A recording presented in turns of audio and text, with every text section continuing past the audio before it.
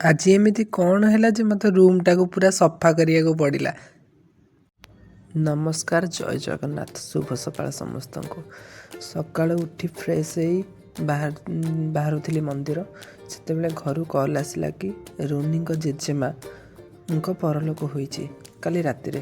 ଯେହେତୁ କାଲି ରାତିରେ ସେମାନଙ୍କ ପାଖକୁ ଖବର ଆସିଲା ବହୁତ ଲେଟ୍ ନାଇଟ୍ ହେଇଯାଇଥିଲା ବୋଲି ମୋତେ କେହି କଲ୍ କରି ଜଣାଇ ନଥିଲେ, ମୋତେ ସକାଳୁ ଜଣାଇଲେ। ଦେଖିଲି ଆଜି ମନ୍ଦିର ଯାଇହେବନି, ଡ୍ୟୁଟି ମୋର ସେକେଣ୍ଡ ସିଫ୍ଟ ଥିଲା, ତ ମନ୍ଦିର ଯାଇହେବନି, ଏବେ ଡ୍ୟୁଟି ନାହିଁ। ଫାଇନାଲି ଟିକେ ଟାଇମ୍ ମିଳିଲା କି ଭାବିଲି ମୁଁ ଆଜି ରୁମ୍ଟାକୁ ସଫା କରିବି। ଆଉ ମୋର ଯେଉଁ କପଡ଼ା ଥିଲା ସଫା କରିକି ରଖିଥିଲି ତାକୁ ଫୋଲ୍ଡ କରିବା ପାଇଁ ଟାଇମ୍ ନଥିଲା।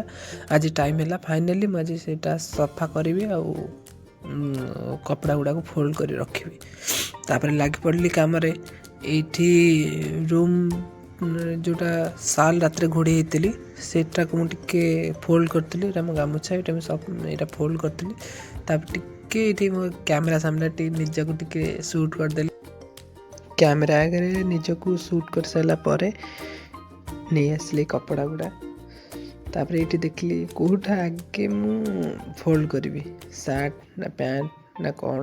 ତ ଏଇଠି ଟିକେ ଷ୍ଟାଇଲ୍ ମାରି ପକାଇଦେଲି, କେଉଁଟା କଲେ ଭଲ ହେବ, କେଉଁଟା ଆଗ କରିବି। ଟ୍ରାଞ୍ଜାକ୍ସନ୍ ଗୋଟେ ସମସ୍ତେ କରନ୍ତି, ସେମିତି କିଛି ମୁଁ କରିଦେଇଥିଲି। ତାପରେ ଏଇଠି ବସିଲି, ତାର ବେଡ଼ସିଟ୍ଟାକୁ ସଜାଡ଼ି ତାର ଫାଇନାଲି ଗୋଟେ ସାର୍ଟ ବାହାର କଲି ଯାହାକୁ ମୁଁ ଫୋଲ୍ଡ କରିବି। ଯେହେତୁ ଆମେ ହୋଟେଲିୟର, ଆମ ପାଖରେ ଟାଇମ୍ ବହୁତ କମ୍।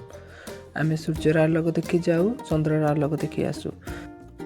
କଥାରେ କଥାରେ ବୋଉ ମୋତେ ବହୁତ ବଡ଼ କଥାଟିଏ କହିଥିଲା, ଯାହା ମୁଁ ବୁଝିପାରିନଥିଲି, ବଟ୍ ମୁଁ ଆଜି ବୁଝୁଛି। ବାବାରେ, ସମୟ ବଡ଼ ମୂଲ୍ୟବାନ। ସମୟକୁ ହତାଦାର କଲେ କିଛି ପାଇବୁନୁ, କିଛି। ସେଇ କଥାଟା ମୁଁ ଆଜି ବୁଝୁଛି, ସମୟଟା କେତେ ମୂଲ୍ୟବାନ ବୋଲି। ସମୟଟା ସମସ୍ତଙ୍କ ପାଇଁ ମୂଲ୍ୟବାନ, ସମସ୍ତଙ୍କ ପାଇଁ, କିନ୍ତୁ ଟିକେ ବୁଝିବା ପାଇଁ ଟିକେ ଟାଇମ୍ ଲାଗେ। ଏଇଠି ସମୟକୁ ସଦୁପଯୋଗ କରିବାକୁ ଯାଇ, ଯେହେତୁ ମୋତେ ଆଜି ବହୁତ ଦିନ ପରେ ଟାଇମ୍ ମିଳିଛି, ସମୟର ସଦୁପଯୋଗ କରିବା ପାଇଁ ଯାଇ ଟିକେ କପଡ଼ାକୁ ଫୋଲ୍ଡ କରିଦେଉଥିଲି। ଏତେ ଜିନିଷ ଯେତେବେଳେ ହେଉଛି ଭାବିଲି ବେଡ଼ସିଟ୍ଟାକୁ ବି ଟିକେ ଚେଞ୍ଜ କରିଦେବା। ଆଉ ବହୁତ ଦିନ ହେଇଗଲାଣି ବେଡ଼ସିଟ୍ଟାକୁ ବି ଚେଞ୍ଜ କରିନଥିଲି। ଏଠି ବେଡ଼ସିଟ୍ ବାହାର କରିଥିଲି ଚେଞ୍ଜ କରିବା ପାଇଁ। ତାର ଏଠି ମୋ କପଡ଼ା ଯାହା ଥିଲା ସବୁ ସଫା କରିବା ପାଇଁ ତାକୁ ସଫା କରିଥିଲି। ତାପରେ ଏସବୁ କପଡ଼ା ବାହାର କଲା ପରେ ରୁମ୍ର ହାଲତ କିଛି ଏମିତି ଥିଲା। ତାପରେ ମୁଁ ସବୁବେଳେ ମୋ କପଡ଼ାକୁ ଆଉ ମୋ ଜିନିଷକୁ ମୋତେ ଅର୍ଗାନାଇଜ୍ କରି ରଖିବା ପାଇଁ ବହୁତ ପସନ୍ଦ। ସବୁବେଳେ ମୋ ଲାଇଫ୍ରେ ମୁଁ ପ୍ରିନ୍ସିପଲ୍କୁ ଧ୍ୟାନ ଦିଏ, ହାଇଜେନିକ୍ ସହିତ ପ୍ରିନ୍ସିପଲ୍କୁ ବି ଧ୍ୟାନ ଦିଏ। ଯେଉଁଟାକି ମୋତେ ଯେଉଁ ଜିନିଷ ଯେତେବେଳେ ହେବା ଦରକାର, ଯେଉଁ ଜିନିଷ ଯେଉଁଠି ରହିବା ଦରକାର, ଯେଉଁ ଜିନିଷ ଯେତେବେଳେ କରିବା ଦରକାର, ମୁଁ ସେଇ ଜିନିଷକୁ ସବୁବେଳେ ଧ୍ୟାନ ଦିଏ। ମୋତେ ଯେତେବେଳେ ବି ଟାଇମ୍ ମିଳେ ମୋ ଜିନିଷକୁ ଅର୍ଗାନାଇଜ୍ କରି ରଖେ। ଆଉ ମୋତେ ଅର୍ଗାନାଇଜ୍ କରିବା ପାଇଁ ବହୁତ ପସନ୍ଦ। ଆଉ ମୋତେ ଗୋଟେ ପ୍ରିନ୍ସିପଲ୍ ଲାଇଫ୍ ପସନ୍ଦ।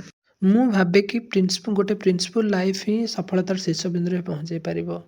ଯଦି ମୋ ଭିଡ଼ିଓ ଭଲ ଲାଗିଥିବ ଗୋଟେ ଲାଇକ୍, ଗୋଟେ ଫଲୋ, ଗୋଟେ ସବସ୍କ୍ରାଇବ୍ କରିଦେବେ। Love you all. ଜୟ ଜଗନ୍ନାଥ, ବାଏ ବାଏ।